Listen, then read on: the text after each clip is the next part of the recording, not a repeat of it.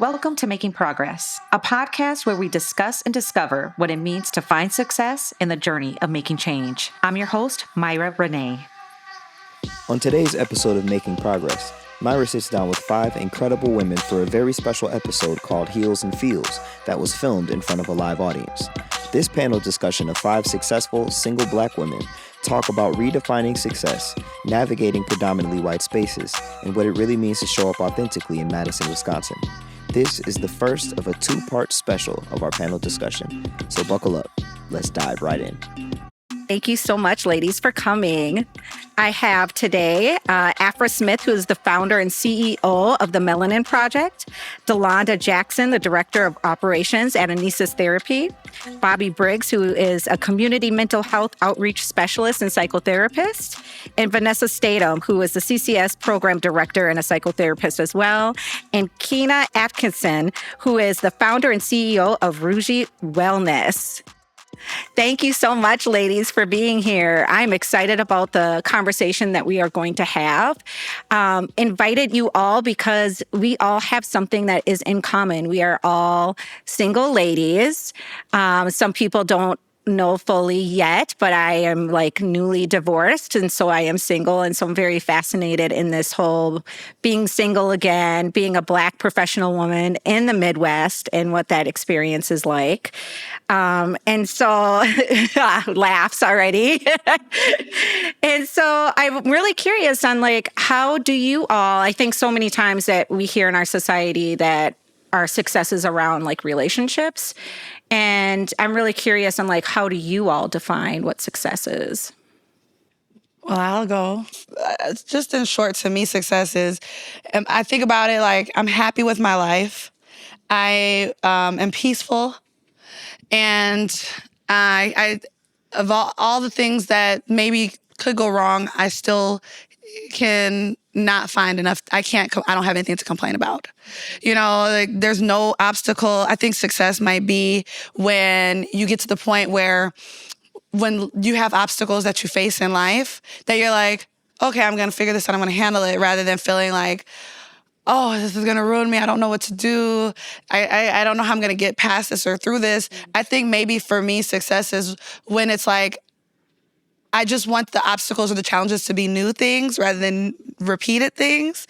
And then I just know I'm confident and aware enough within myself to know, well, I'll figure it out. There's nothing I can't get through. Period. Yeah. Love that. Yeah, I think for me, if you would have asked me 10 years ago what success was, I would have said, degrees and accolades and this big job title. But I recognize that the minute that I stopped chasing that, I became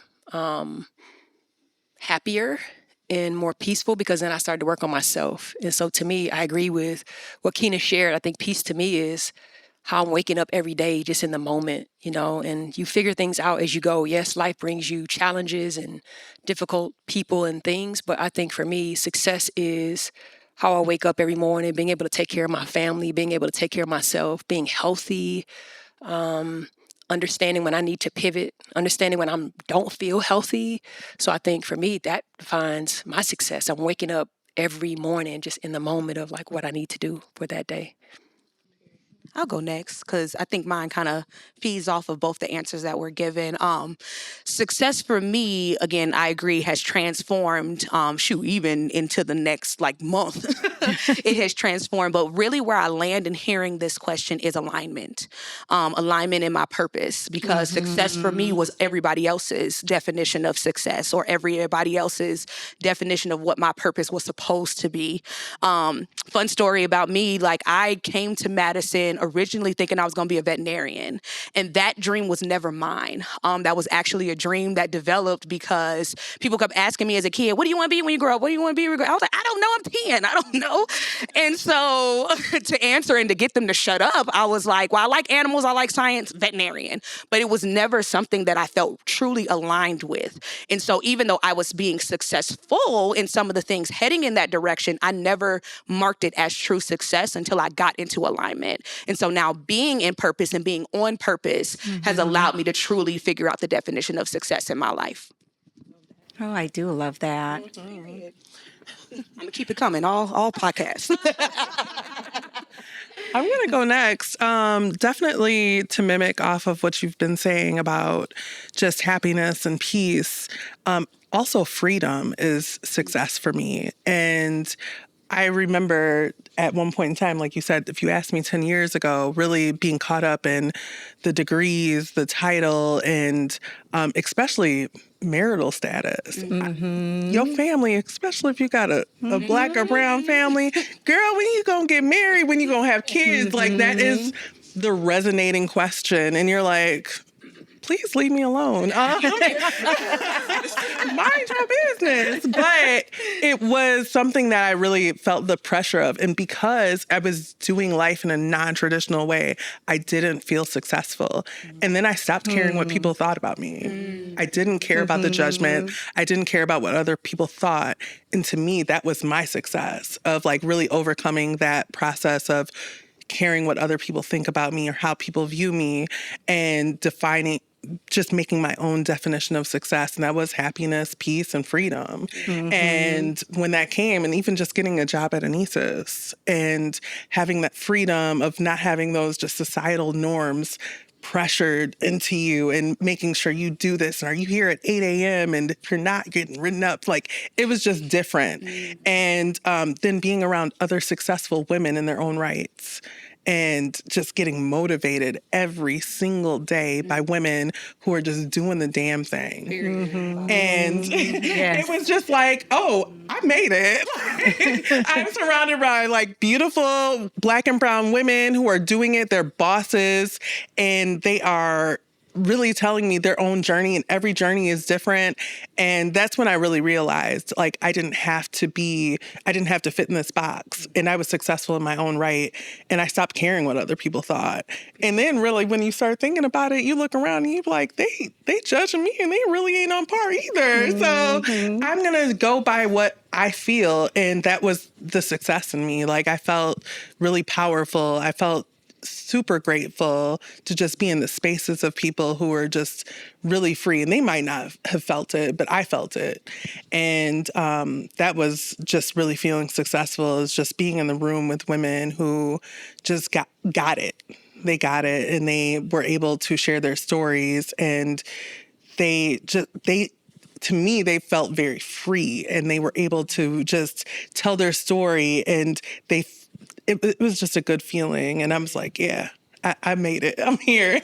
I'm in this room. I'm in this space. It was great. And just having those opportunities to be in spaces and places with other people and different perspectives.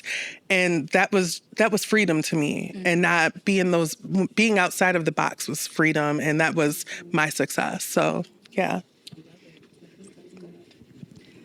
Well, I would say my idea of success would be like me continuing to be better and better and better. And I'm able to look back at that like monthly. I'm able to kind of look back at it. But when you look at like yearly, I could look back like last year and be like, I am in a much better place mentally, physically, financially, and continuing to move forward. The people that I'm surrounding myself with resonate with more with who I am right now and not necessarily who I was in the past. And I feel like the freedom that Lonnie was talking about, I think that is definitely makes me feel successful.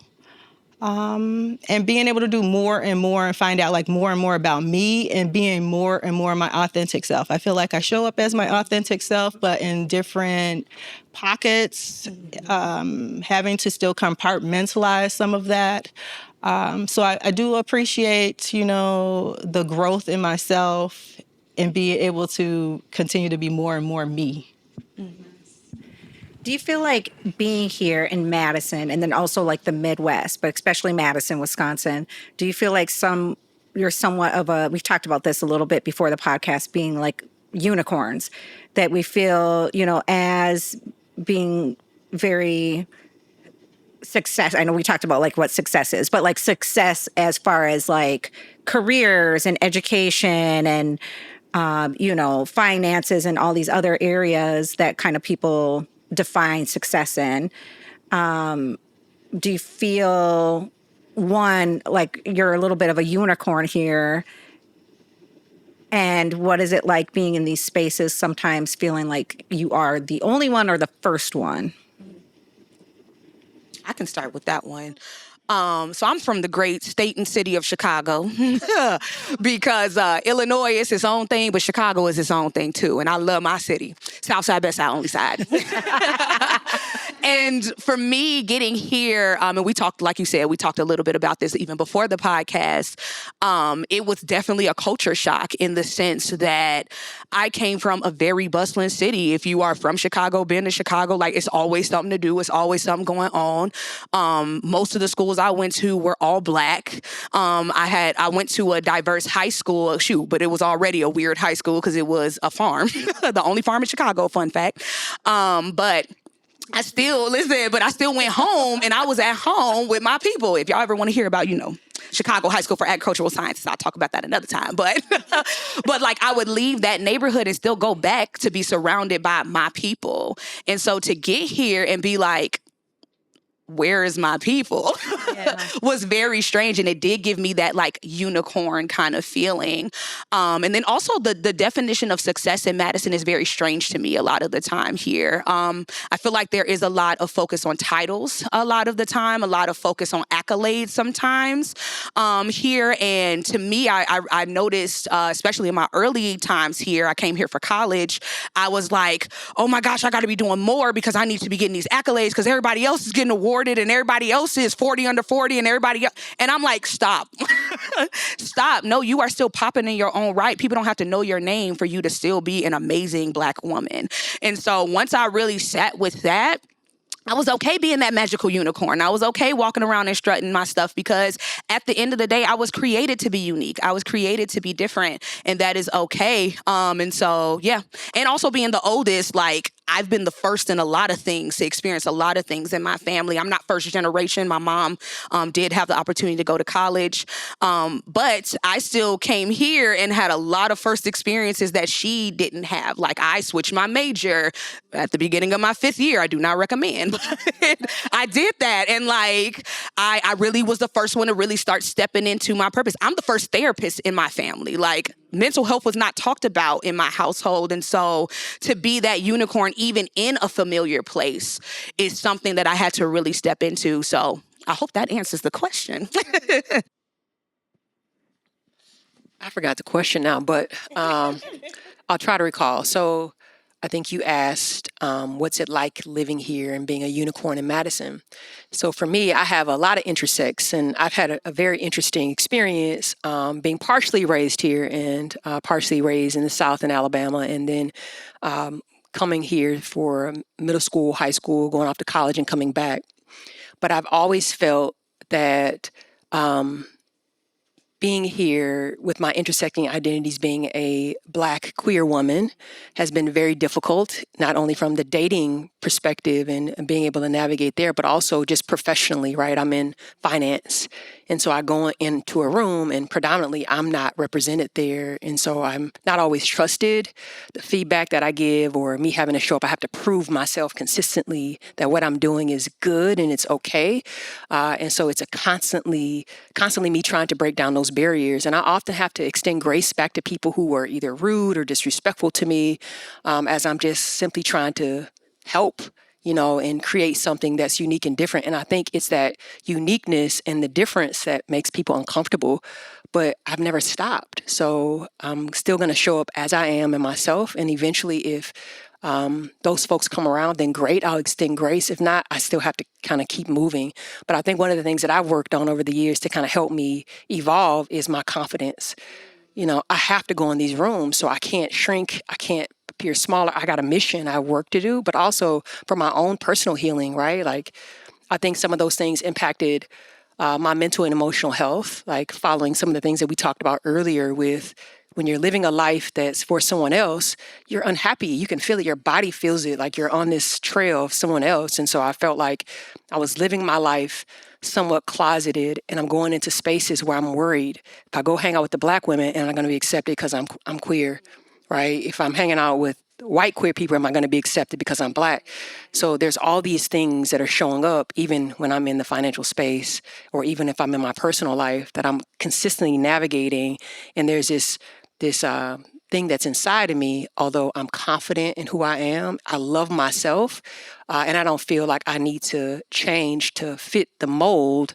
But I think what I'm doing and how I'm doing it is opening up for other people to have a level of comfort and say, so it's required that I carry myself in this way. So I think for me, it's definitely, you have to be here to understand it. You have to live here to understand what we mean by Madison can be somewhat of a strange place to live in and grow up in. So Next. I think that it's a strange place here. I'm also from Chicago. I feel like it's very cliquey, and cliquey in the sense like almost needing to be like just everybody like in the same clique being the same, or having to be like the same on I would say on lots of different levels, which is interesting to me.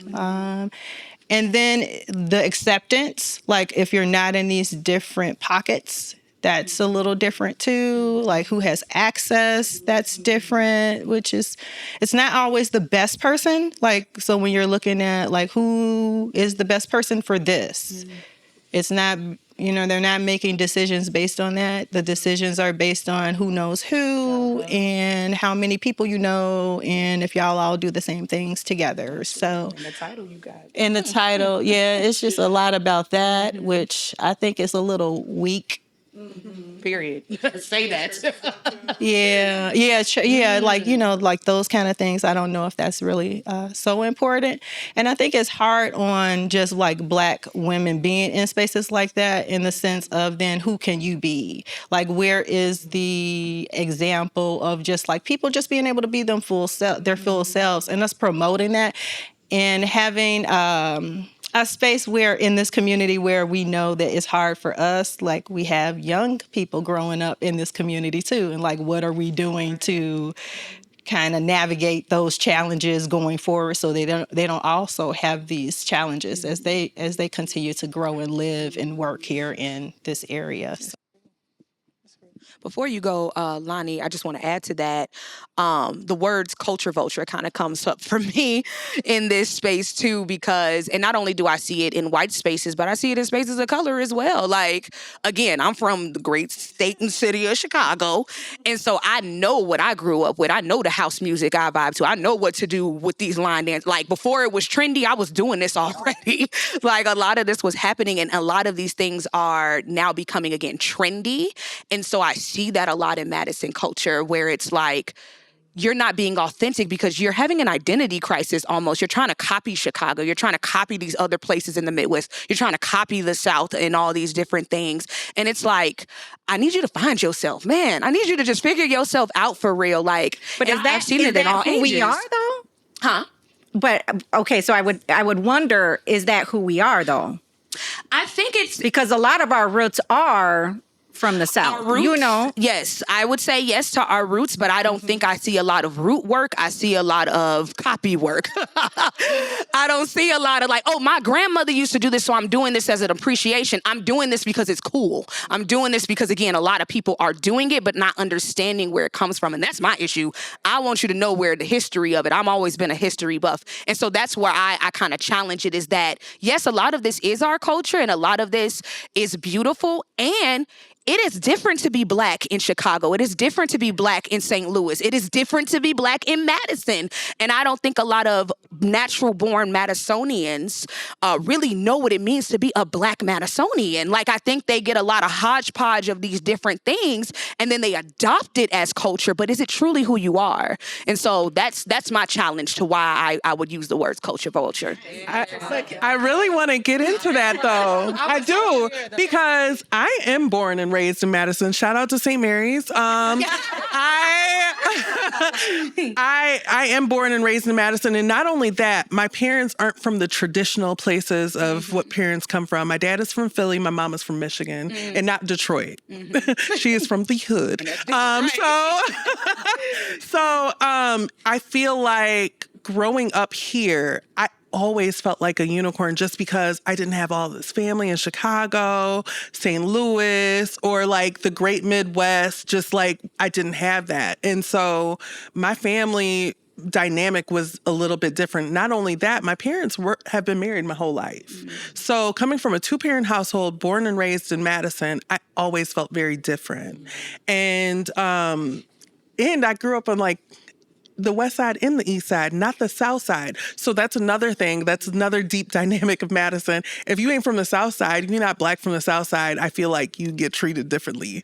And or if you're not deep entrenched in the church. My parents, we can go on. But I had grandparents that were Jehovah's Witnesses, and then my other half was Southern Baptist. Very different. So my parents were like, hey, do you at a very early age. Like, we ain't going, like, even though I felt the need to fit in a box in Madison, that wasn't from my house. That was from outside. And going to just East High School and not being a scholar, a man scholar, a link scholar, or any of those things, you just kind of feel different. And thank God, shout out to my mama. Everybody love her. So like I did get a little bit of a pull, but at the same time, she even struggled with that, I felt. And so going into everything, I feel like I've always felt like a unicorn. I always felt like I just didn't fit in, and I just did my own thing. I had my own friends. It was just, I've always felt that. So like the transition to adulthood was nothing to me. Like I've always felt that unicorn feeling. I've always kind of just skipped to the beat of my own drum and did what I needed to do to make myself feel good. But you still see to this day the clickiness, the networking within their own circle. You got the same people hosting, you got the same people doing this, the same people who are popularizing people who really they don't like, but they're doing it because they're popular. Or that's the thing, and there's trending. And it's like, why are we doing this? Like, we just don't, we don't glorify like individualism. We glorify what's trending, what's popular. And then there's people who are complete individuals and they're like, I don't really care what they got going on. I'm me. And they're accepted because of that. But then you have like the people who are just like doing the damn thing. They're doing the work. They're in the community, but they're not really loud about it. And they don't get the recognition. But the people who are loud about it aren't always doing it the right way, or aren't always the nice people. We got a lot of people who are not good people running the show sometimes, and it's like we got to do better. And so I do feel like we just hop on whatever trend is going on or whatever is popular, and like there's an identity crisis within the folks in Madison. And I really wish it would stop, but then you do eventually find your people who are okay with just being themselves. They don't really care about the social norms, and it feels good.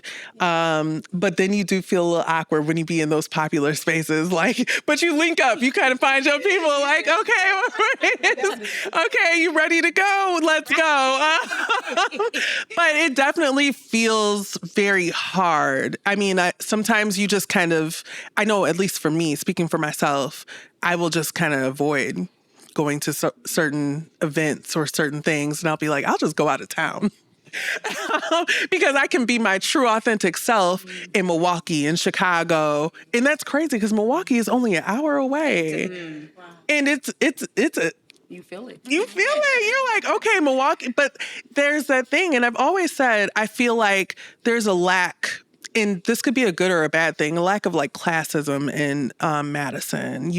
And I feel like in other places, Black and brown folks, you see like kind of the levels of folks, and you see that. In Madison, you don't really see it. I feel like sometimes when people are really successful in Madison, they kind of fall back. And I feel like that's because they are their individual selves and they just don't feel like they fit in. So they just keep their success to themselves and do them, and they got their own little circle. And I wish it wasn't like that. I wish we were more loud and proud about our success. And I feel like sometimes when you are successful in Madison, you got to hide it. You can't be proud about being successful. You can't be proud about finally making it. You know what I'm saying? Or they assume when you do that you're a certain type of way. Like they don't know your struggle or where you've been like they don't know it. Yeah. Or they just assume like you're a certain, it's just really... Facts. It's really crazy, right? Like you just don't feel, and I think that's why the people who are successful, they just kind of do their own thing. And I wish it wasn't like that. I wish we had lounges that we could just get together and do our own thing, or little, art projects that we're all gathering and just doing fun things. But it's so cliquey. A lot of people who have reached that point of success or happiness, they just don't want to be involved because it is so much of that. Yeah. For sure.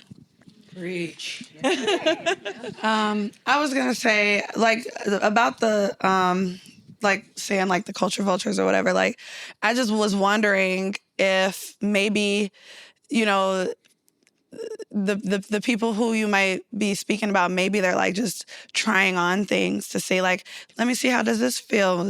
Let me see if this feels right. And then I think that maybe the history might come later, like maybe they might be like, something about this feels just really right. And I don't know. You know what I'm saying? So I don't know. That's just my thought about it. Cause I think maybe people just don't know until they try it.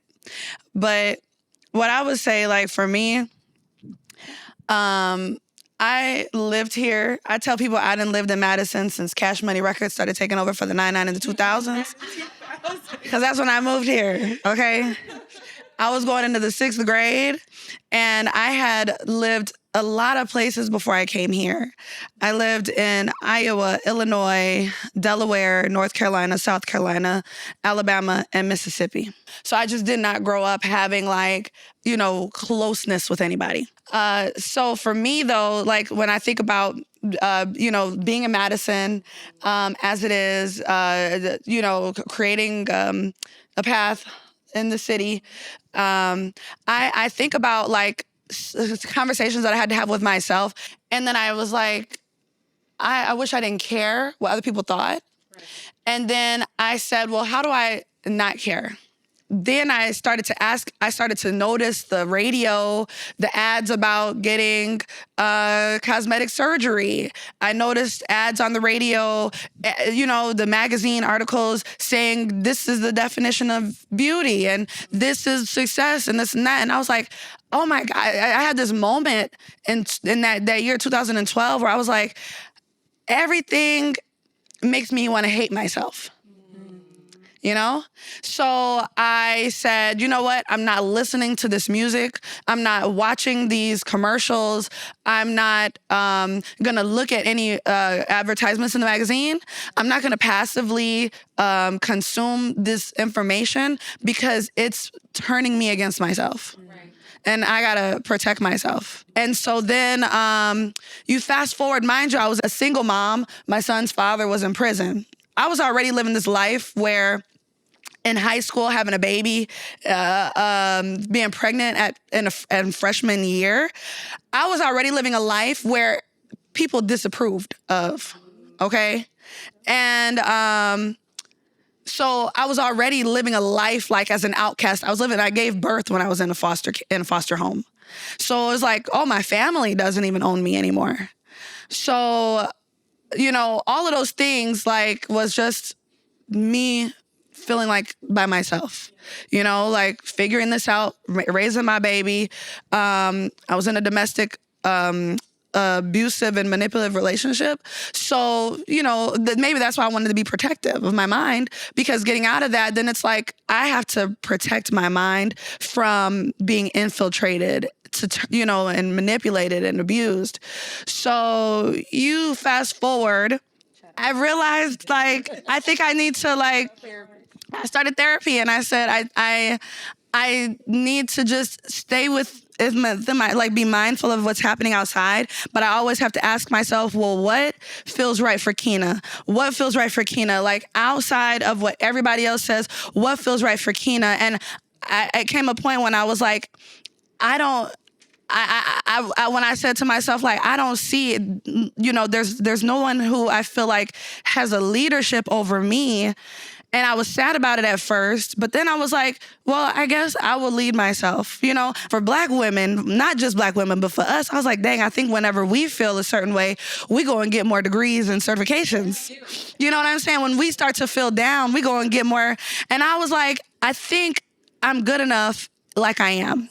You know, and so I go for opportunities that where, you know, I'm, you know, around people who's got PhDs and things like that and the titles. And I'd be like, I'm just as good, you know, but I had to put myself in those rooms to say like, well, I'm just as qualified, just as capable, just as experienced, just as expert too. And I do have something to offer. And I always come back to that. Like, I have something to offer. So for me, it's like, I'm always like, I go in, if I start to feel myself feeling insecure or feeling like doubting myself, okay, that's something that that's the unknown that I need to step into.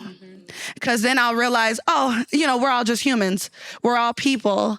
And so, you know, we're supposed to be different. And that's what also is supposed to bring us together. Just having that curiosity about ourselves, you know, and we're always changing, we're always evolving. But I love that like curiosity you always had, like just hearing your journey that you were always like, I don't know who I am. I need to figure this part out. I need to figure this part, this part.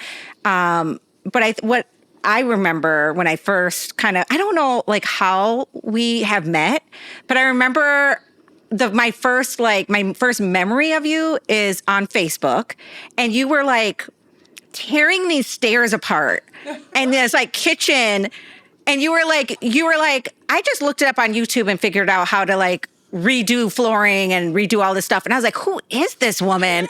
She is fascinating. I was like, she is like incredible. And I just remember I was like so in awe of you. And I didn't even know who you were, but I was like, she can renovate apartments and houses. And I just, to this day, I will like never forget that first memory of you. I want to validate, one, thank you for sharing your story. And also thank you for what you said in the beginning in response to what I was saying. And that is what your story is exactly what I'm talking about with history. And I think oftentimes when we hear the word history, people think automatically like deep dive research, that kind of thing. I'm thinking as simple as asking those questions of curiosity. Who am I? Like, is that a part of who I am? Is that truly what makes me happy, or am I doing it because everybody else is doing it? And it's the difference between identity exploration and identity avoidance. And I think there's a lot of identity avoidance here of like not taking that extra step of curiosity to see like what actually fits in my culture. And we're still trying to figure out who we are. I mean, I think no matter where we're from, right? Like so much has been stolen and taken from us, but you know, and then also I think we've also created our own unique, beautiful culture here in the States. So but we have been traumatized. How do you kind of remain, I think we've kind of answered this, but like, how do you like remain whole? Like in this space, I know Afro, you're talking about like some of these spaces kind of can cause us to shrink. And I think for myself, that really resonated with me because sometimes I don't think of myself that way, of like shrinking, because I'm like, oh, I've done all of these different things. Like I don't shrink. I just move forward and do what I need to do. And then I'll go in certain spaces and I'm like, I can't even talk. Like my voice feels like it's like I physically can't talk. Like I'm quiet. And, you know, I sit on the chamber board, and I remember like my first 2 board meetings, it's like mostly the majority. Well, I was the only Black person, but the majority is white men. And I remember just thinking like, I don't belong here. I am in the wrong space. I'm in the wrong room. I don't know why they asked me to be on this board. And I like physically couldn't like talk, like my voice couldn't, so I just was like quiet. And so I don't know, like, how do you guys kind of like keep your light from like not being dimmed, not feeling like you're shrinking in all these spaces in Madison that is so predominantly white? I think for me, one of the things that I have learned to do is I'm very much in tune with my body. It's not about the the organization or what it may necessarily bring to me, if I don't feel good about that thing, I'm not doing it. I don't feel rushed to make decisions any longer. I have ADHD. And so a part of me slowing myself down is to ensure that I don't get attached to things that are not helping me with my purpose, my peace, or profit. So I won't touch it. So I've learned the power of saying no, because when I was saying yes, I was very overwhelmed. And it kept me away from the mission of the work that I was trying to do and build. I'm also very in tune with people. So if I'm meeting with somebody and the energy that they're giving me is not one of support, I pivot. And I will accept the moment of our engagement and then I move on, right? I know there's gatekeeping around me. I know that people aren't just going to be open to working with me, but it doesn't mean that there aren't 20 more people. I'm very slow to grow purposefully, but I'm also a huge isolator. I don't know if that's healthy or not, but I'm an introvert. I isolate. Yes, I have this big platform, but I'm very introverted unless I'm around people that I know, and then I become a bundle of joy. So I isolate because that isolation like gives me energy and I can think and process. And I have, like I can think and process and I can come up with something just beautiful and grand, but first I have to splat it all out before it becomes really what I wanted to do. And oftentimes when I'm engaging with people, I don't know. And I always have to after I have a meeting with people, I get slightly unconfident for a moment because I'm worried that maybe I was talking too much or maybe I was talking too fast. Maybe I gave them too much idea. So that's something that I have to unpack after every single meeting of a new person that I meet. And then I have to sit with that and be okay with the fact you did what you were supposed to do. And if that was supposed to happen, then it's supposed to happen. And I can't worry about whether or not the person didn't like me or receive me. And so I'm very much grounded in who I am and what I bring. And if that's not something that you want to connect into, we don't need to hate each other because of it. We don't need to be mean to each other. And if later on, a year later or two, you want to extend, awesome. As long as you weren't super nasty, then I always leave room for that because maybe it's not the right moment. It may not be the right time. I think also how I ground myself, I am surrounded by some amazing women in my life, right? That if I'm having that time or I'm not thinking properly, they will pour into me and correct me so quickly. They will also check me too. So if I'm doing something that is not shining a light on who I am deeply, they will correct it. And these are women that I've been friends with for 30 years. So I trust them dearly when they're giving me advisement on life or business or just something that I'm struggling with, right? So I think those are the things that really keep me grounded. And I pray a lot. I meditate a lot. And I'm just not afraid to just go quiet. I can go 2 weeks without talking to somebody if it was possible. I could just be isolated with no problems and not talk to a single soul. If I disappear for a week, my friends will, well, one of them has a key to my house. She'll come over and open the door. So I have to be cautious. If she sends a text and I haven't responded, I'm going to come over there. So I'm like, I'm okay.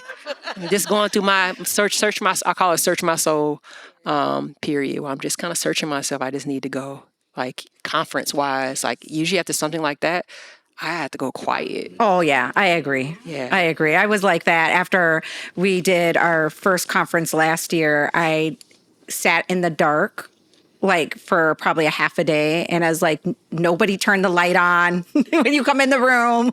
I was so overstimulated and I'm more of an extrovert. And I was like, I couldn't even handle it. So I'm prepared for this next year coming up. But talking about like friendships really quick, and I know we're going to talk about like relationships and dating relationships too, but friendships are so important for everybody. And we know like men right now, there's like a friend, what do they call it? A friend. Oh, I'm forgetting the word, but there's like a friend crisis with men. Like men don't have friends and they're like suffering very, very much. But for women, we don't tend to have that problem. But do you feel like here in Madison, it's been an easy thing to find friends? And then like, how do you value your friendships? Like for me right now, my friendships are like, mean so much to me right now. And, like, I don't know if I could live life without friends. Do you know what I mean? Like it's that serious, but are you feeling the same? I will go into that. Yeah. I mean, I have had the pretty much the same circle of friends since I was 16, I would say, and if not younger. Yeah, I'm I'm going to like one of my childhood best friends' child's birthday today, and I was like, "Dang, that's crazy. We've been friends since third grade, and even if we haven't talked in 2 years, we can meet up, and it's like we just talked yesterday." And not to mention, I was kind of going, I've had some new recent friends, which I adore and really appreciate because they just give me a new perspective of myself. But I also went to Beyonce with one of my long-term friends last week or a week before last. And I was so grateful to still have that friendship intact. And then I have one of my long-term friends I talk to every single day, and we talk about everything on Instagram, the reels, we do all the things. But I appreciate the levels of friendship that I have with my girls and guys. And some of them have seen every level and stage of me, and they just really appreciate me for who I am, the moody Gemini that I am. And I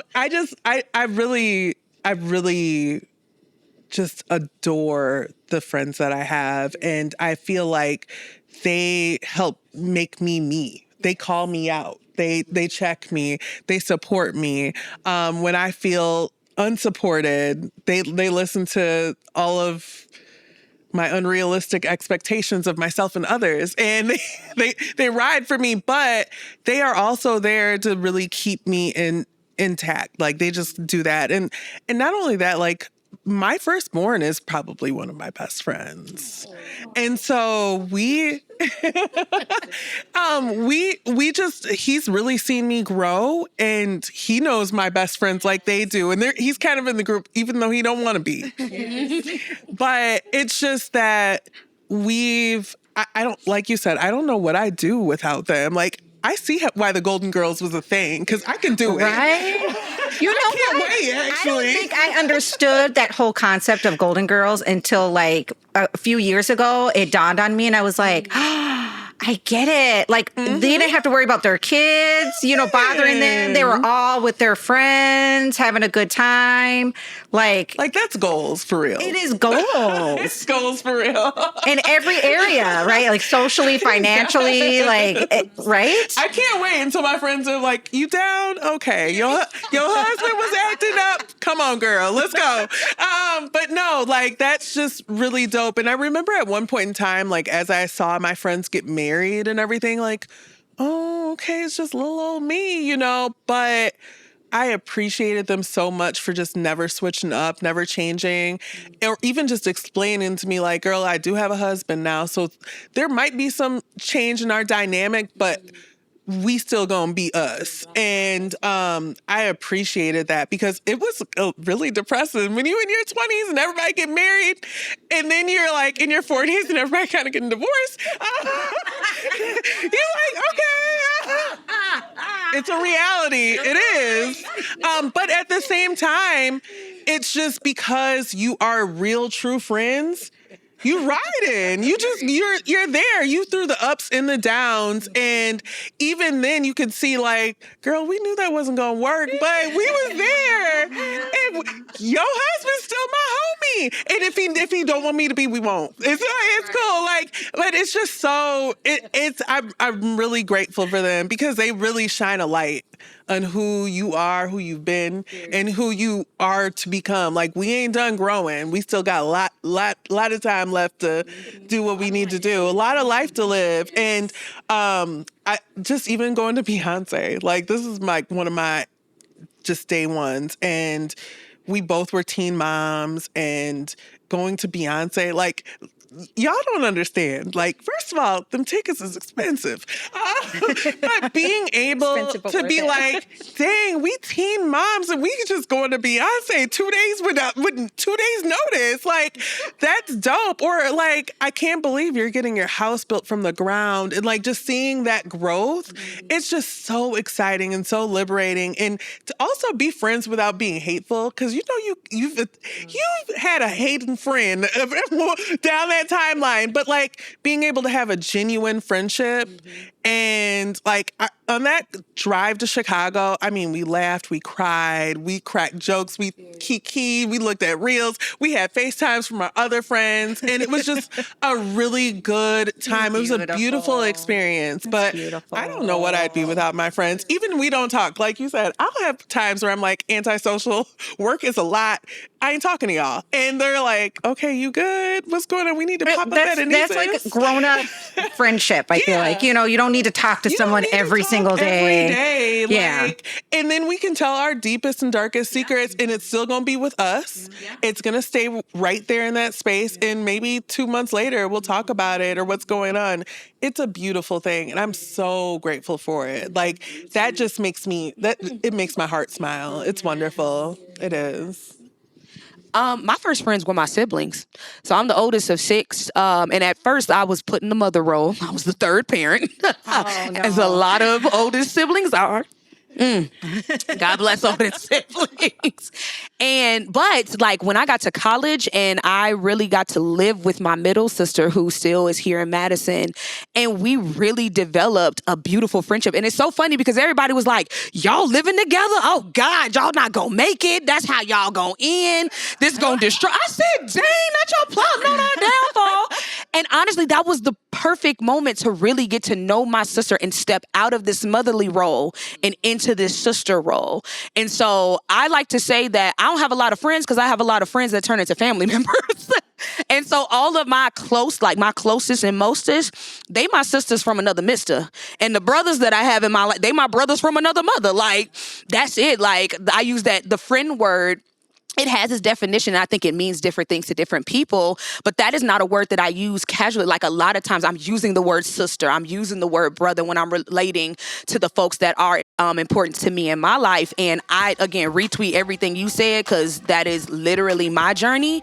What I really took from that is like, dang, you're right. Like the people I have in my life should be reflecting back to me what they see in me. And a lot of that, not all of that is pretty all the time. I love that my friends can also look at me and say like, girl, like not even just like physical dress. Like, I've had moments where my friends is like, girl, don't wear that. That is not looking. And to me, that is a good friend too. Like, you should be challenging me and be wanting me to be my best as well. And so to have someone to talk back to me that a mirror can't do that, a person can. And so that's truly what my friends are to me. Thank you for tuning into this special live episode of Making Progress, and a huge thank you to our incredible panel, Afra, Delonda, Bobby, Vanessa, and Keena, for bringing their whole selves to the conversation. This was just part 1 of Heels and Feels. If you enjoyed this conversation, subscribe to Making Progress on YouTube and follow us everywhere you can listen to podcasts. New episodes drop every other week. This episode was produced by Puente Creative Studios. Until next time, keep making progress.